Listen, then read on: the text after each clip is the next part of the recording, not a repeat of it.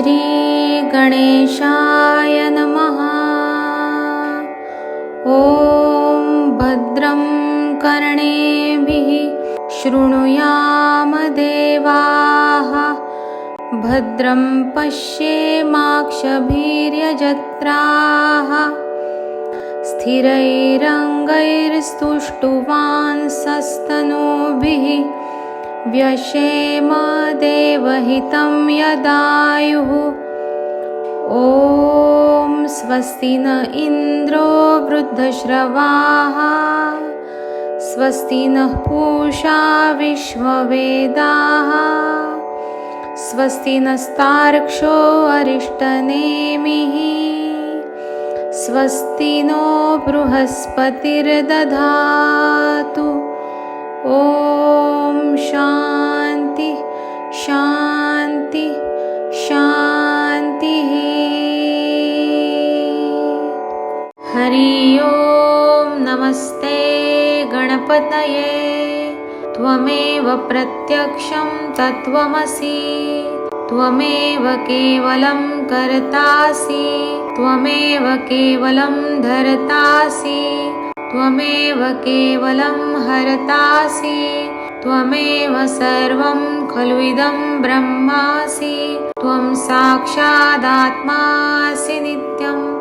ऋतं वच्मि सत्यं वच्मि, अवत्वं माम् अववक्तारम् अवश्रोतारम् अवदातारम् अवधातारम्, अवानुचां नमवशिष्यम् अवपश्चात्तात् अवपुरस्तात् अवउत्तरात्तात् अवदक्षिणात्तात् अवचोर्ध्वात्तात् अवाधरात्तात्, सर्वतो मां पाहि पाहि समन्तात्।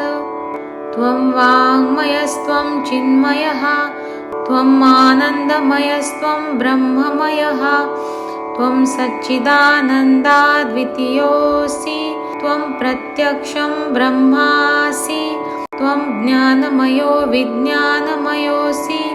सर्वं जगदिदं त्वत्तो जायते, सर्वं जगदिदं त्वत्तस्तिष्ठति, सर्वं जगदिदं त्वयि लयमेष्यति, सर्वं जगदिदं त्वयि प्रत्येति।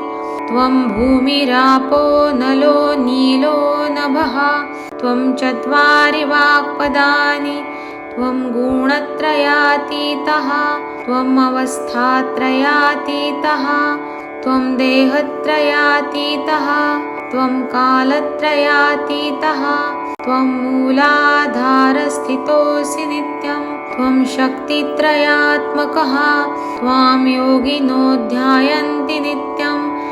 त्वं ब्रह्मास्त्वं विष्णुस्त्वं रुद्रस्त्वं इन्द्रस्त्वं अग्निस्त्वं वायुस्त्वं सूर्यस्त्वं चन्द्रमास्त्वं ब्रह्मभूर्भुवस्वरोम्। गणादिं पूर्वमुच्चार्य वर्णादिं तदनन्तरम्, अनुस्वारः परतरः अर्धेन्दुलसितं तारेण रुद्धम्। एतत्तव मनुस्वरूपं, गकारः पूर्वरूपम्, अकारो मध्यमरूपम्, अनुस्वारश्चान्त्यरूपं, बिन्दुरुत्तररूपं, नादसन्धानं सहिता सन्धिः। सैषा गणेशविद्या गणकऋषिः, निश्चृद्गायत्रीच्छन्दः गणपतिर्देवता। ॐ गं गणपतये नमः। एकदन्ताय विद्महे वक्रतुण्डाय धीमहि, तन्नो दन्तिः प्रचोदयात्। एकदन्तं चतुर्हस्तं पाशमं कुशधारिणं, रदं च वरदं हस्तैर्बिभ्राणं मूषकध्वजं, रक्तं लम्बोदरं शूर्पकर्णकं रक्तवाससं, रक्तगन्धानुलिप्ताङ्गं रक्तपुष्पैः सुपूजितं, भक्तानुकम्पिनं देवं जगत्कारणमच्युतम् आविर्भूतं च सृष्ट्यादौ प्रकृतेः पुरुषात् परम् एवं ध्यायति यो नित्यं स योगी योगिनां वरः। नमो व्रातपतये नमो गणपतये नमः प्रमथपतये नमस्ते अस्तु लम्बोदराय एकदन्ताय विघ्ननाशिने शिवसुताय श्रीवरदमूर्तये नमो नमः।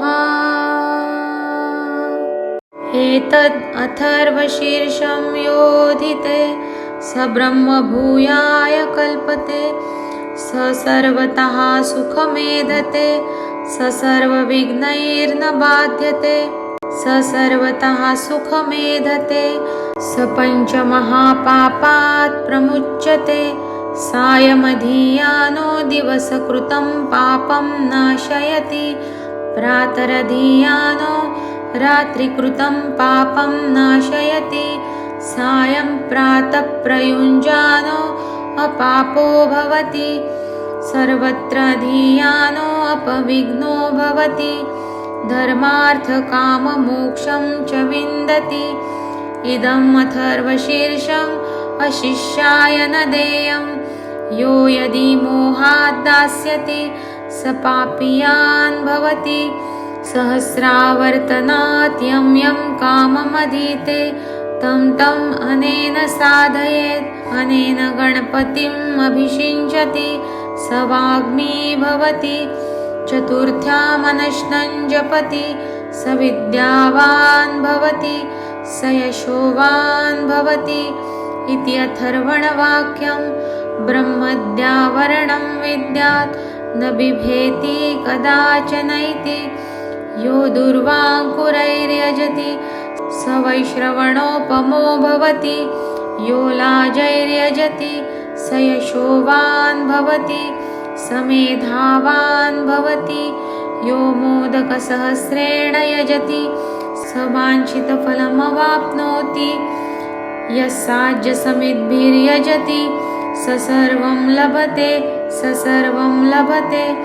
अष्टौ ब्राह्मणान् सम्यग् ग्राहयित्वा सूर्यवर्चस्वी भवति सूर्यग्रहे महानद्यां प्रतिमासन्निधौ वा जपत्वा सिद्धमन्त्रो भवति महाविघ्नात् प्रमुच्यते महादोषात् प्रमुच्यते महापापात् प्रमुच्यते स सर्वविद्भवति स सर्वविद्भवति य एव इत्युपनिषत्।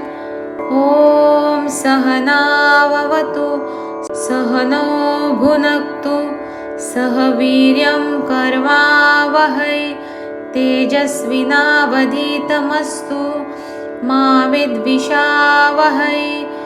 ॐ भद्रं कर्णेभिः शृणुयाम देवाः भद्रं पश्येमाक्षभिर्यजत्राः स्थिरैरङ्गैस्तुष्टुवांसस्तनूभिः व्यशेम देवहितं यदायुः।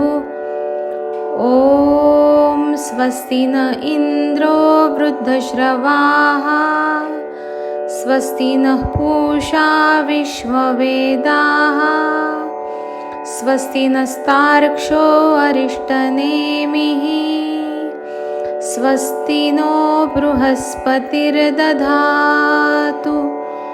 ॐ शान्ति शान्ति।